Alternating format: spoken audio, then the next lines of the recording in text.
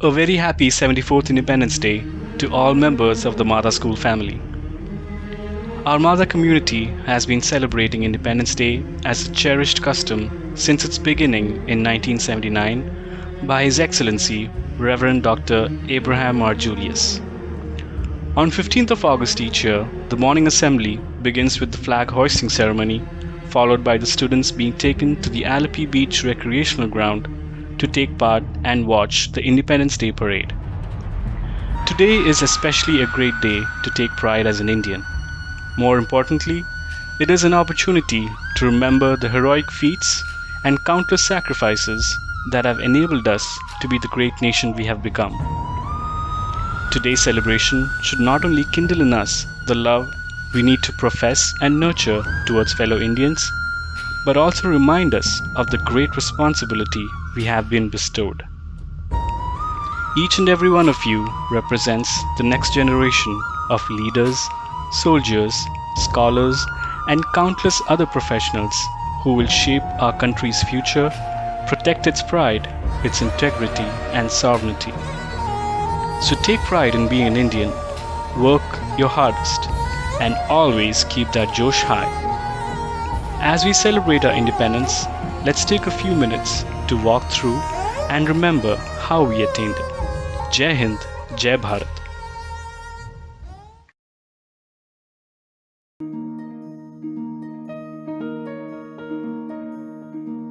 The freedom struggle. Men who are known for their peaceful methods, such as Swami Vivekananda, Ramakrishna Paramhans, Aurobindo Ghosh, Rabindranath Tagore, and many others, started spreading the word to the people that everyone must be passionate about gaining freedom. After World War I, the British imposed stricter legislation in India to curb the people they felt were political extremists. While all hope was diminishing, emerged a man whom the country began to revere, Mohandas Karamchand Gandhi. Gandhi became the undisputed leader of the freedom struggle. He advocated the policy of satyagraha and civil disobedience. Mahatma Gandhi, as he was known, inspired millions to follow in his path. His vision took the freedom struggle to the national level.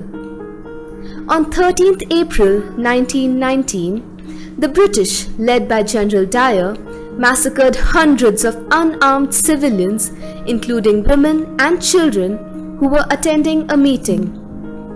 This incident is known as the Jallianwala Bagh tragedy in Amritsar, which triggered off nationwide hatred for the British rule.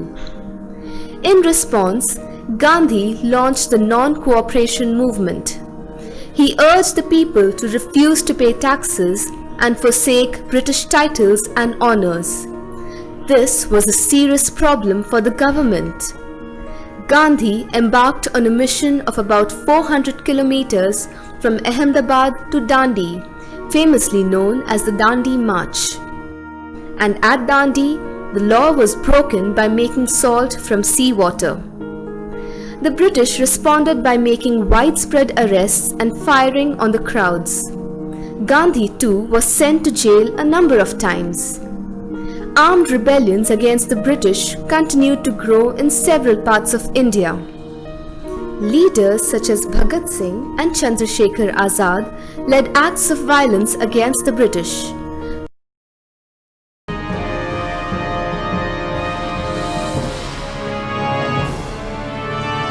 Clement Attlee, the then Prime Minister of the British, finally declared that India would be granted independence.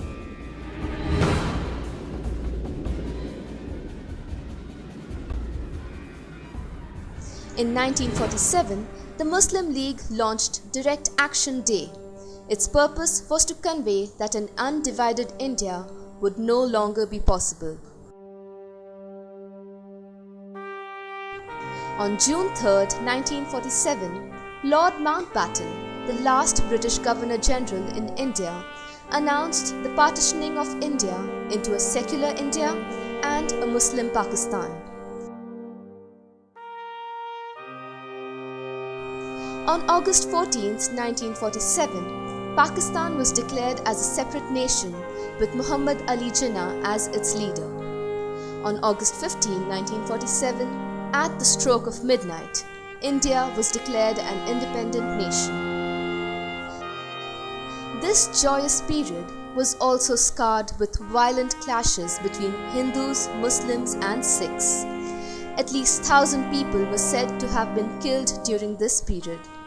Around 11 million Hindus, Muslims and Sikhs crossed borders. In the midst of all this confusion and bloodshed, Prime Minister Jawaharlal Nehru requested Lord Mountbatten to continue as the Governor General until the next year, when he would be replaced by Rajgopalachari. The year following independence, Mahatma Gandhi was assassinated. The entire nation mourned his death. 2 years following Gandhi's death, the Constitution of India was drafted, and on 26 January 1950, the Republic of India was proclaimed. The state of Goa still remained under Portuguese rule even after independence. However, on December 19, 1961, it was annexed to India when the Indian Army, backed by the Air Force, ended the Portuguese rule.